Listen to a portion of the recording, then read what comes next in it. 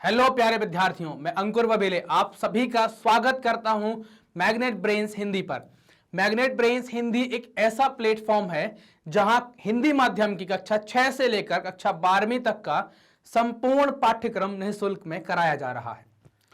हम बात करते हैं अपने वीडियोस के बारे में कि हम जो अभी तक देख रहे थे, हमने देखा था कि सविनय अवज्ञा आंदोलन स्टार्ट हो गया था, नमक वगैरह भी बन गया था। उसके नमक यात्रा के बाद ये आंदोलन स्टार्ट होता है, जंगल कानून टूटते हैं, नमक कानून टूटते हैं, किसान लोग भी लगान वगान देने से मना कर देते हैं। गांधी जी भी इस आंदोलन को हिंसा के कारण स्थगित करते हैं। स्थगित करने के बाद गांधी जी और इरविन के बीच में एक समझौता होता है, ये हमने देखा हुआ था। और गांधी जी कहाँ गए हुए थे? लंदन जाते हैं, जहां पर गोलमेज द्वितीय में उन्होंने हिस्सेदारी की थी, लेकिन उनको वहां से निराशा लगी और दोबारा से भारत में आए, आंदोलन दोबारा से स्टार्ट किया, लेकिन आंदोलन चल नहीं पाया, धीमा पड़ गया या बंद हो जाता है। तो अब हम इस वीडियो के माध्यम से ये देखने की कोशिश करेंगे कि जो गांधी जी के द्वारा सविनय अवज्ञा आंदोलन चलाया गया था, उस आंदोलन को लोगों ने कैसे लिया, लोग कैसे इस आंदोलन को ले रहे थे, हमें ये देखना है यहां पर। चलिए, तो अब इसमें देखें हम कि ये लोग कैसे इस चीज को देख रहे थे। तो अब लोगों को हमने जो बांटा, तो आप देखेंगे लोग पहले भी हमने बांटे थे। जब असहयोग आंदोलन की धाराएं देखी थी तो हमने शहरी क्षेत्र, ग्रामीण क्षेत्र और बागान वाला देखा हुआ था। यहां पर हम कुछ इस तरीके से बांटे, चूंकि असहयोग और बड़ा हो गया था, इसमें और छोटे स्तर से या निचले स्तर से लोग आ गए थे, मतलब गांव-गांव के लोग भी इसमें शामिल थे। तो इसको बांटा गया, हमने बांटा ग्रामीण क्षेत्र में, शहरी क्षेत्र में और महिलाओं को भी इसमें रखा। ग्रामीण क्षेत्र में हम देखें कि जनरली जो है गांव वाला जो एरिया है, वहां पर आपको खास तौर से खेती किसानी से जुड़ा हुआ व्यक्ति मिलेगा, या तो करता होगा या उसमें मजदूरी करता होगा, या तो कृषक होगा या कृषक मजदूर होगा। तो दो प्रकार के किसान हो सकते हैं, एक तो संपन्न किसान हो सकता है और एक गरीब किसान हो सकता है। तो ये वाला वर्ग आपको देखने को मिलेगा, ये ग्रामीण एरिया में देखने को मिलेगा, संपन्न किसान और गरीब किसान। अगर हम शहरी क्षेत्र में आते हैं तो शहरी क्षेत्र में हम देखें कि आपको यहां पर उद्योगपति देखने को मिलेंगे और उन उद्योगों में काम करने वाले लोग, जिनको आप औद्योगिक श्रमिक कहते हैं, वो भी देखने को मिलेगा। अब चाहे शहर हो या चाहे गांव हो, महिलाओं की भागीदारी भी होगी। तो महिलाएं भी इस आंदोलन के अंदर शामिल हुई थी, तो हम इनके बारे में भी देखने की कोशिश करेंगे कि सबके लिए इस आंदोलन का मतलब क्या था। जैसे हमने वहां देखा था कि वहां पर आप देख रहे होंगे कि हर एक व्यक्ति, जो हर एक वर्ग था, उनके द्वारा आंदोलन में जो स्वराज का मतलब था वो सब अलग था। तो ऐसे ही यहां पर भी हम देखेंगे कि यहां पर जो लोग हैं उनके लिए स्वराज का मतलब अलग होगा। तो सबसे पहले हम बात करें ग्रामीण क्षेत्र में, तो ग्रामीण क्षेत्र में हमने दो समुदाय देखे, एक को बोला हमने संपन्न किसान और दूसरे को बोला हमने गरीब किसान। संपन्न किसान का अगर हम उदाहरण लेना चाहें तो आप ले सकते हैं गुजरात के पाटीदार, और उत्तर प्रदेश के जो जाट आंदोलन चल रहे हैं उनको आप देख सकते हैं। अब संपन्न किसान क्या चाह रहे थे? ये गुजरात के पाटीदार और उत्तर प्रदेश के जाट, ये सभी आंदोलन में बहुत सक्रिय थे। कारण क्या था कि ये बड़े किसान थे, और किसान बड़े होने के बाद ये व्यापारिक खेती भी करते थे। और व्यापारिक खेती के कारण क्या हुआ कि फसलों की कीमतें धीरे धीरे गिरना स्टार्ट हो गई, कृषि उत्पाद की जो कीमतें हैं वो गिरना स्टार्ट हो गई। और आप देखें यहां पर कि राजस्व जो है, जो लगान लग रहा था वो अभी भी ज्यादा था, उसको कम नहीं किया गया था। तो ये लोग चाहते थे कि भाई जो लगान है वो कम कर दी जाए। इन्होंने मांग की थी, इनके द्वारा मांग की, लेकिन सरकार ने मानी नहीं। तो इस कारण से ये ब्रिटिश सरकार से क्या थे? नाखुश थे, उनसे खुश नहीं थे। तो इनके लिए स्वराज की जो लड़ाई थी उसका मतलब क्या था? उसका मतलब ये था कि लगान में जो कमी हो जाए वो संपन्न वर्ग के किसानों के लिए ये मतलब हुआ करता था। लेकिन अगर हम गरीब किसान के बारे में बात करें कि जो गरीब किसान था, गरीब किसान का क्या था? छोटे किसान पट्टेदार कहलाते हैं, मतलब उनको एक पट्टा दे दिया गया किराए पर, भाड़े पर। किराए को हम भाड़ा भी कहते हैं। भाड़े पर एक पट्टा दे दिया गया कि आप ये पट्टा ले लो और इस पर खेती करो, बदले में आपको कुछ किराया देना होगा। तो अब चूंकि कोई महामंदी चल रही थी, मंदी थी, तो फसलों की कीमत नहीं मिल रही थी, कृषि उत्पादों की कीमतें गिर रही थी, हमने देखा हुआ है। जब कीमतें गिर रही थी तो इनके पास नकदी नहीं थी, नकदी की कोई कमाई नहीं थी, तो ये किराया कैसे चुकाएं? ये किराया नहीं चुका पा रहे थे। तो ये चाहते थे कि जो किराया है, हमें जो जमीन का भाड़ा देना है, वो भाड़ा हमें ना देना पड़े, वो भाड़ा माफ हो जाए। तो गरीब किसानों के लिए जो सविनय अवज्ञा आंदोलन है, इसका मतलब क्या हो गया? इसका मतलब था कि भाड़ा बंद हो जाए। तो उसके लिए इनके द्वारा एक आंदोलन भी निकाला गया था, इसको कहते हैं भाड़ा विरोधी आंदोलन। चूंकि संपन्न किसान जो है वो कांग्रेस से जुड़ा हुआ था, कांग्रेस को कुछ फंडिंग या जो भी मदद करता था वो कर रहा था।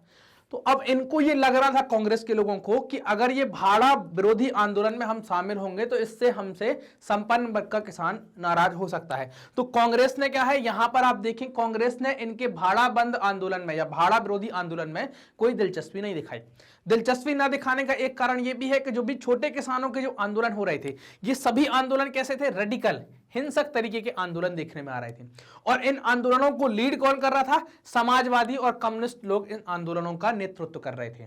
और कांग्रेस को यह भी डर था कि भाई दूसरा वर्ग भी हमसे नाराज ना हो जाए, तो इस कारण से उनने इनके जो भी भाड़ा विरोधी आंदोलन थे उससे कांग्रेस भी क्या थी, नाखुश हमें देखने में आती है। अब हम ये देखेंगे कि भाई इनके अलावा संपन्न, हमने किसान वाला क्षेत्र देख लिया, हमने गरीब देख लिया, अब हमें ये देखना है कि भाई जो शहरी क्षेत्र में जिनको आप औद्योगिक क्षेत्र कह रहे हैं, जिनको आप व्यवसायी वर्ग या औद्योगिक वर्ग कह रहे हैं, उनके लिए क्या मतलब था यहां पर स्वराज्य का, या क्या मतलब था उनके लिए सविनय अवज्ञा आंदोलन का। अब जो औद्योगिक वर्ग था, आप देखें कि ये औद्योगिक वर्ग प्रथम विश्व युद्ध के दौरान काफी मुनाफा कमा चुका था, और जब पैसा आएगा तो ताकत भी इनकी बढ़ रही थी। तो इनके लिए स्वराज्य का मतलब क्या था कि भाई एक ऐसी जगह आ जाए जहां पर जो औपनिवेशिक, चूंकि भारत जो है औपनिवेशिक राज्य है, तो यहां पर औपनिवेशिक नीतियों के विरोध में ये इस आंदोलन का हिस्सा बने थे। क्योंकि औपनिवेशिक नीतियां कैसी थी, इनको व्यापार बहुत अच्छे से करने नहीं देती थी, इनके व्यापार में बाधा पैदा करती थी, इनको आयात निर्यात में समस्या पैदा होती थी। तो अब इन लोगों ने, इनके लिए क्या था, ये चाहते थे कि हमारा व्यापार, हम, इनके लिए सविनय अवज्ञा आंदोलन का मतलब क्या था, या पूर्ण स्वराज का मतलब इनके लिए क्या हो गया कि एक ऐसी जगह जहां पर व्यापार निर्बाध रूप से फलता और फूलता रहे। इसके लिए इन लोगों के द्वारा दो संस्थाएं भी बनाई गई, क्योंकि ये लोग जब चीजों को खरीदते थे या बेचते थे, तो ये जब आप चीज भारत के बाहर से मंगा रहे हैं, तो अंग्रेज लोग क्या करते थे, उस पर कुछ टैक्स या कुछ कमी निकालना या कुछ, तो ये चाहते थे कि आयात से सुरक्षा हो। तो इसके लिए इन्होंने क्या किया कि कुछ संस्थाएं भी बनाई, जैसे आप देखें भारतीय औद्योगिक एवं व्यापारिक कांग्रेस, और एक दूसरी संस्था बनाई जिसको कहते हैं भारतीय वाणिज्य एवं उद्योग परिसंघ, फिक्की। ये संस्थाएं इनके द्वारा बनाई गई ताकि इनका व्यापार क्या हो, निर्बाध रूप से फलता फूलता रहे। अब इन बड़े, अगर उद्योगपतियों में हम बात करें, तो आप बड़े उद्योगपति देखेंगे यहां पर कि पुरुषोत्तम दास ठाकुर और घनश्याम दास बिड़ला, ये बड़े उद्योगपति थे जिन्होंने इस आंदोलन में बढ़ चढ़कर हिस्सा लिया। क्यों? क्योंकि ये लोग चाह रहे थे कि एक ऐसी जगह बन जाए, भारत एक ऐसा हो जाए जहां पर जो औपनिवेशिक नीतियां हैं उनका खत्म हो जाए या उन नीतियों का पतन हो जाए, और व्यापार हमारा बढ़ता रहे, फलता फूलता रहे, व्यापार में कोई बाधा ना आए। तो ये आंदोलन के साथ जुड़ गए, आंदोलन को इनने आर्थिक रूप से मजबूती प्रदान की, उसको आर्थिक सहयोग प्रदान करना स्टार्ट किया। साथ ही साथ आंदोलन के दौरान इनने विदेशी वस्तुएं बेचने का भी मना कर दिया कि हम वो बेचेंगे भी नहीं, उनके आयात निर्यात को भी इनके द्वारा मना कर दिया गया। लेकिन जब आप देखें कि अब गांधी जी ने 1931 में ये आंदोलन को वापस ले लिया, बहुत ज्यादा हिंसा हुई और गांधी जी ने इरविन के साथ समझौता किया, तो यहां पर ऐसी कोई खास व्यवस्था इनके लिए हो नहीं पाई, व्यापारियों के लिए। तो जब गांधी जी दोबारा इस आंदोलन को स्टार्ट करेंगे तो व्यापारी वर्ग का भी उसमें दोबारा उतना सपोर्ट नहीं मिलेगा। अब जो एक वर्ग आता है जिसको आप कहते हैं औद्योगिक श्रमिक वर्ग, अब इस वर्ग में, अब ये वर्ग जो संबंधित है वो है उद्योगों से। उद्योग में हमने एक वर्ग देख लिया जिसको आप उद्योगपति कह रहे हैं, उन्हीं उद्योगों से जुड़ा हुआ हमें दूसरा वर्ग देखना है जिसको आप कहते हैं औद्योगिक श्रमिक वर्ग कहलाता है। अब औद्योगिक श्रमिक वर्ग में आप देखेंगे उद्योगपति बनाम औद्योगिक श्रमिक, तो उद्योगपतियों के पास पैसा ज्यादा होगा, इनकी संख्या कम होगी, जबकि श्रमिकों की संख्या ज्यादा होगी, इनके पास पैसा नहीं होगा। तो कांग्रेस के जो लोग थे वो हिचकिचा रहे थे कि जो श्रमिक लोग हैं उनको साथ में मिलाने को लेकर, क्योंकि अगर ये मिलेंगे, जैसे जैसे आप इसमें देखेंगे, अगर कोई भी श्रमिक वर्ग है, श्रमिक वर्ग ने कांग्रेस के या इस सविनय अवज्ञा आंदोलन में बहुत ज्यादा हिस्सेदारी नहीं की है, सिर्फ एक जगह है नागपुर, वहां के श्रमिकों ने बढ़ चढ़कर हिस्सेदारी की, बाकी जगह पर हिस्सेदारी नहीं हुई। कारण क्या कि जैसे जैसे उनके मालिक लोग, मालिक मतलब कौन, उद्योगपति, इस आंदोलन के पास आ रहे थे, वैसे वैसे श्रमिक क्या रहे थे, दूर हो रहे थे, छिटक रहे थे। फिर भी नागपुर के आसपास या नागपुर के लोगों ने इस आंदोलन में बढ़ चढ़कर हिस्सेदारी दी। गांधी जी के विचार जो थे, उन विचारों को इन्होंने क्या किया, अपनी जो कम वेतन है और जो खराब स्थिति है, खराब कार्य स्थिति है, उसके खिलाफ गए और उसे अपनी लड़ाई से जोड़ लिया। तो इन कारण से ये इसमें जोड़ पाए। आप देखें यहां पर कि गांधी ने असहयोग की भी बात की थी और कानून तोड़ने की बात भी की थी। तो 1930 में रेलवे के जो कर्मचारी हैं, रेलवे कामगारों के द्वारा हड़ताल कर दी गई, और 1932 में गोदामों पर काम करने वाले जो श्रमिक हैं उनके द्वारा भी हड़ताल की गई। यहां पर दोनों के द्वारा क्या कर दी गई, हड़ताल कर दी गई। ऐसा ही आप देखें 1930 में छोटा नागपुर जो इलाका है, छोटा नागपुर कहां पर है, आपको ये मिलेगा झारखंड के अंदर देखने को मिलेगा। तो छोटा नागपुर में माइंस मतलब खदानें बहुत हैं, खनिज बहुत निकालते हैं। तो वहां पर जो टिन की खानें थी, वहां पर जो टिन की खानों में कर्मचारी काम कर रहे थे, जिनको आप श्रमिक कहते हैं, उनने गांधी टोपी पहनना स्टार्ट कर दिया और गांधी टोपी पहनकर किसमें आ गए, आंदोलनों में आ गए। कांग्रेस का ये विचार था कि अगर श्रमिक वर्ग इसमें ज्यादा साथ में आ गया तो उद्योगपति हमसे दूर जा सकते हैं, और उद्योगपति इनसे दूर जाएंगे तो होगा क्या, उद्योगपति दूर जाएंगे तो वित्तीय सहायता जो मिल रही थी वो क्या हो सकती है, थोड़ा सा दूर हो सकती है। इसलिए ये थोड़ा सा हिचकिचा रहे थे।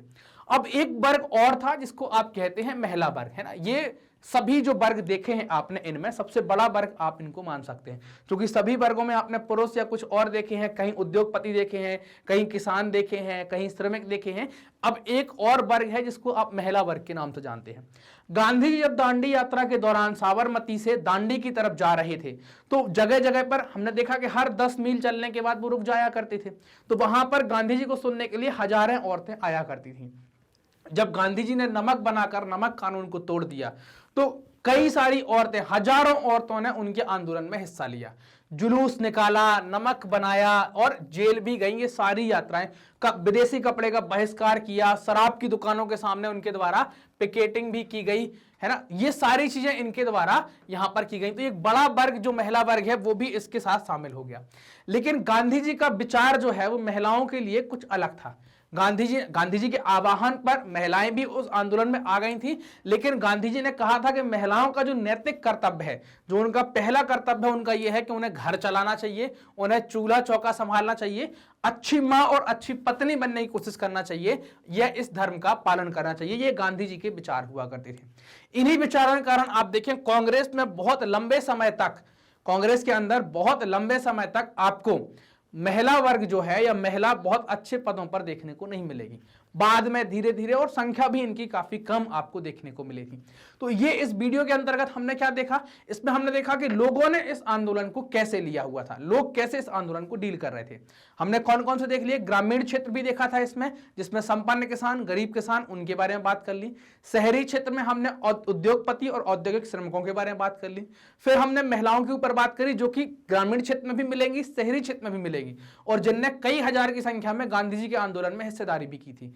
लेकिन गांधी जी का जो नैतिक विचार था, गांधी ने जो विचार दिया था, उसमें इन्होंने कहा कि इन्हें घर संभालना चाहिए, चूल्हा चौका संभालना चाहिए, अच्छी मां और अच्छी पत्नी बनना चाहिए।